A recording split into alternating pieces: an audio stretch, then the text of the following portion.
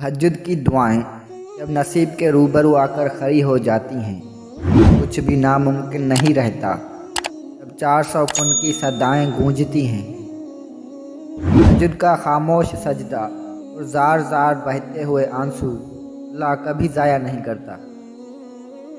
اس کہانی کی وجہ سے تم تہجد تک پہنچ جاؤ۔ اس کہانی کو اللہ پاک کیسے ادھوری چھوڑ سکتا ہے؟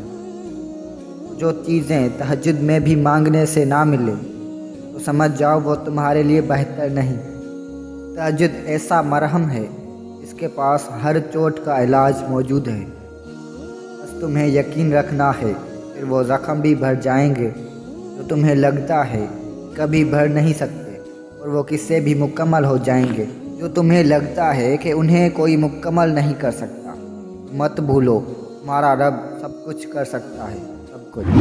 تم تہجد تک خود نہیں جاتے، بلکہ تہجد کو تم تک لایا جاتا ہے۔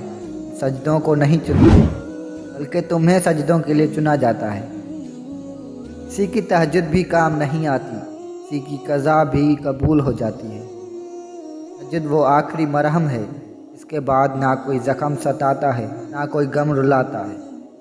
وہ دکھ جو رات بھر سونے نہیں دیتے، ان کی مرہم تہجد میں موجود ہے۔ تہجد کی توفیق مل جانا ہی اس کی اور اس میں مانگی جانے والی دعاؤں پر قبولیت کی نشانی ہے۔ اگر چاہتے ہو تمہاری سب دعائیں قبول ہو جائیں تو تہجد پڑھا کرو اور اللہ سے اپنے دل کی ہر بات کیا کرو۔ اس وقت اللہ ہمارے بہت قریب ہوتا ہے۔ بات تہجد کی ہے تو ذرا محبت سے سنیے گا۔ تہجد کی نماز وہ واحد نماز ہے، مؤذن کی نہیں بلکہ دل کی اذان پر پڑھی جاتی ہے۔ تمہارا نیند سے اٹھ کر تہجد پڑھنا اس بات کی واضح دلیل ہے کہ اللہ سبحانہ تعالیٰ تمہیں بہت بڑی کامیابی دینے والا ہے۔ یوں ہی تو نہیں پا لیا تہجد کا سجدہ تم نے، تو ایسا ہے ناممکن تو تمہارے لیے ممکن ہونے والا ہوگا۔ تہجد کے سجدوں میں مانگی گئی چاہتیں اللہ قیامت تک سلامت رکھتا ہے۔